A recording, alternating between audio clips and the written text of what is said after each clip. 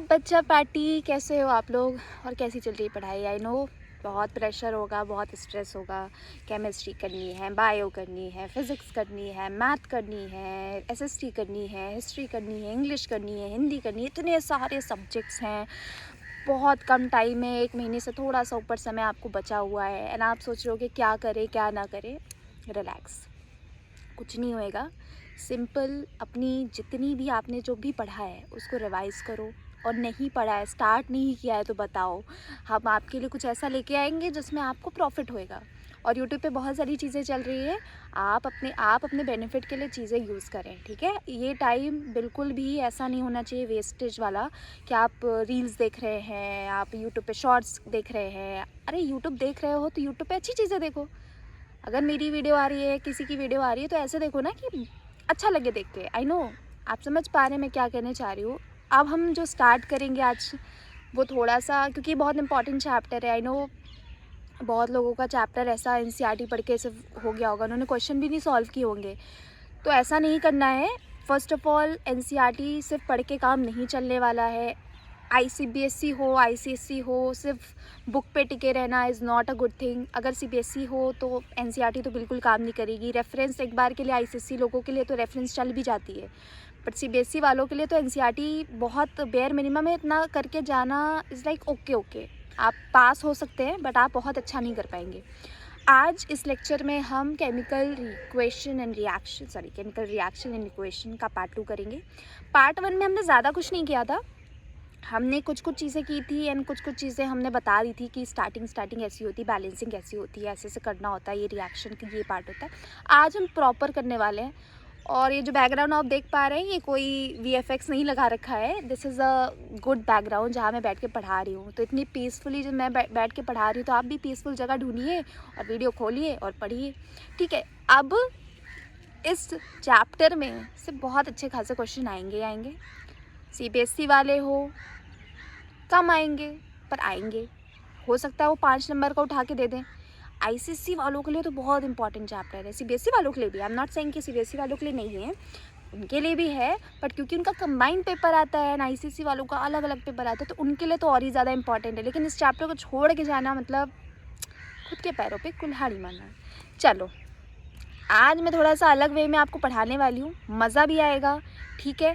और ऐसा लगेगा कि भाई बहुत अच्छा पढ़ रहे हैं हम, ठीक है। ये मैं अपनी तारीफ़ नहीं कर रही, आपको बता रही हूँ।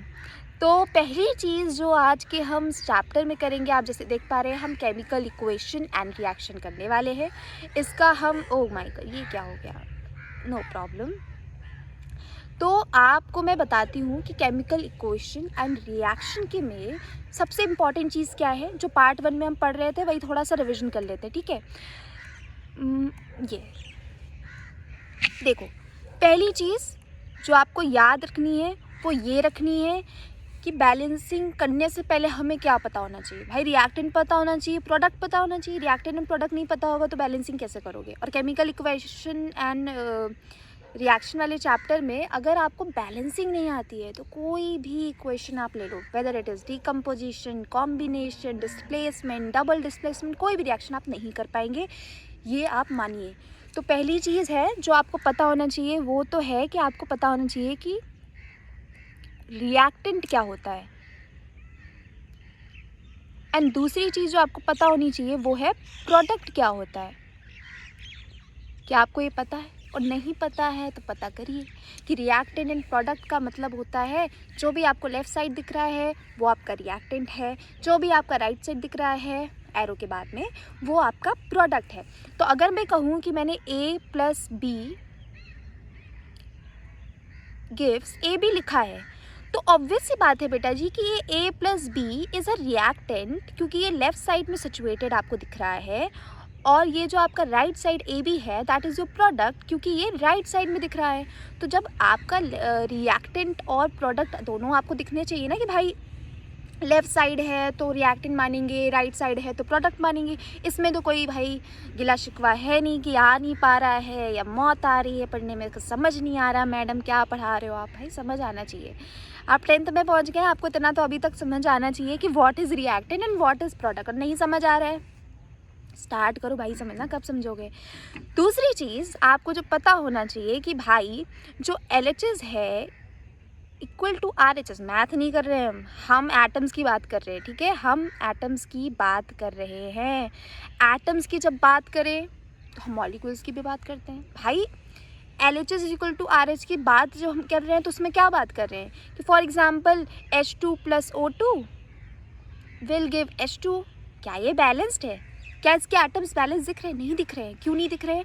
अगर आपके दोनों साइड के एटम्स बैलेंस नहीं हैं तो सीसॉ का गेम कैसे खेलोगे बेटा जी? गिर जाएगा एक बंदा, रिएक्शन हो नहीं पाएगी, रिएक्शन कंप्लीट मानेंगे नहीं। H2 + O2 will give H2O, इसमें आपका H2 2 है, H कितना है?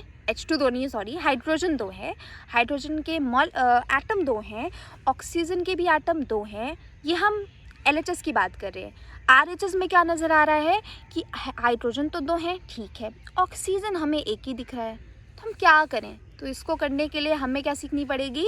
बैलेंसिंग सीखनी पड़ेगी। इंट्रोडक्शन यही था कि chemical equation in reaction chapter में रिएक्टेंट एंड प्रोडक्ट की क्लैरिटी होनी चाहिए।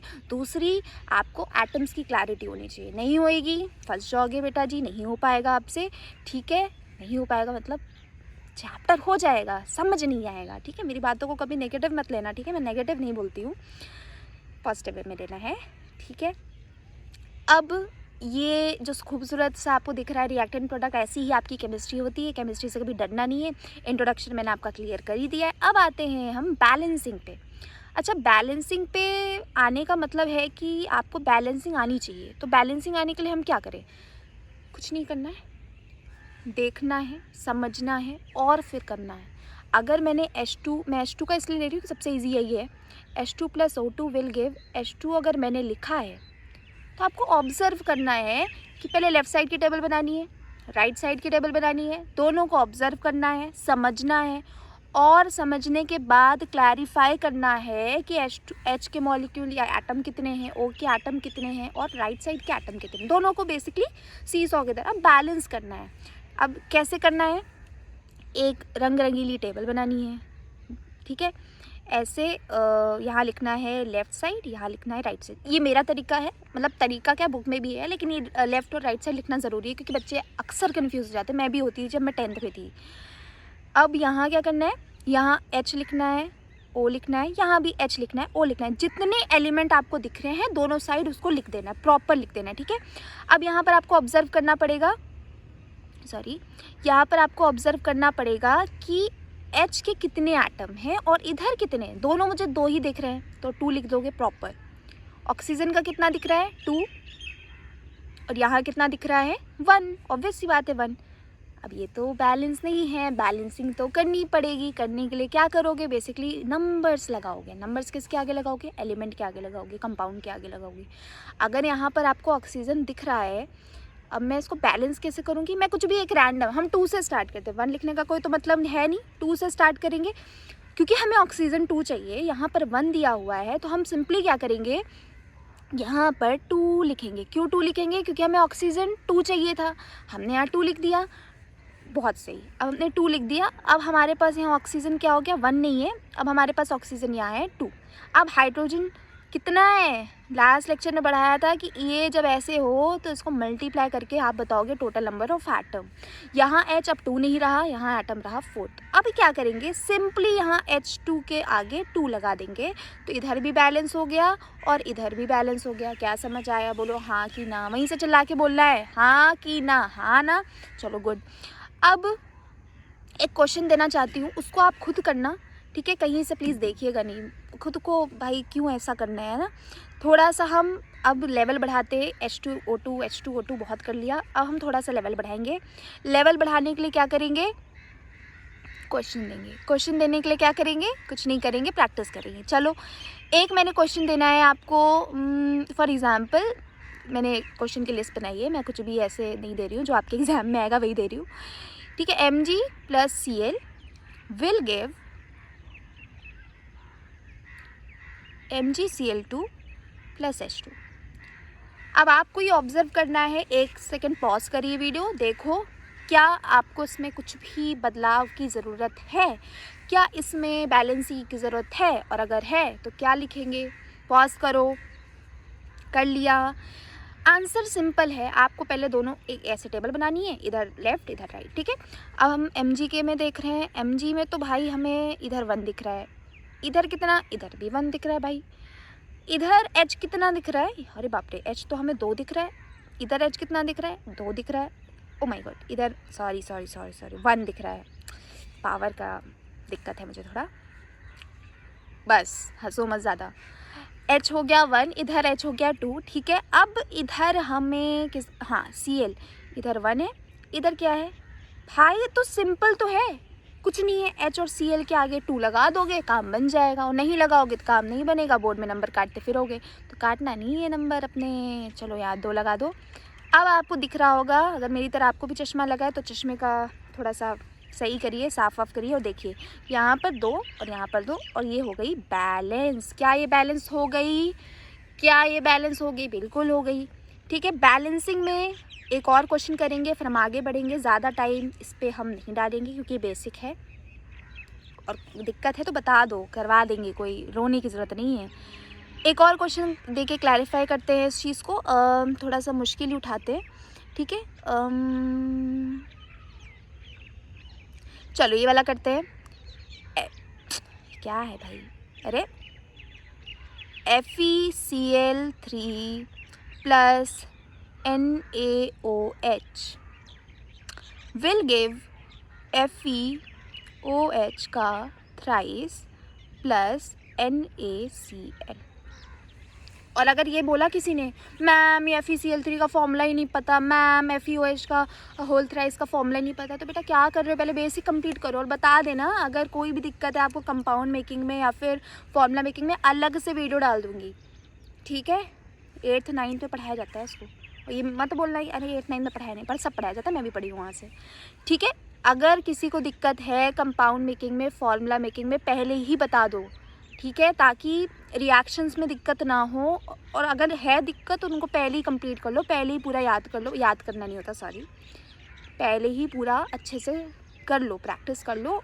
और मैं बता देती हूँ, FeCl3 फेरिक क्लोराइड होता है। फेरिक में जो वैलेंसी होती है, जो चार्ज होता है, नॉट वैलेंसी, जो चार्ज होता है वो 3 होता है। और यहाँ पर आप जब उसका करोगे तो इसमें फेरिक हाइड्रोक्साइड ये फॉर्मूला है, ठीक है। अब सिंपल है, वही चीज़ करोगे जो मैंने बताई, लेफ़्ट एंड राइट साइड वाली चीज़ें करोगे। लेफ़्ट साइड जो मुझे दिख पा रहा है, यहाँ दिख रहा है FeCl NaO और H, ठीक है। मैं उधर नहीं लिख रही, वापस से आप देख लेना वैसे क्या है।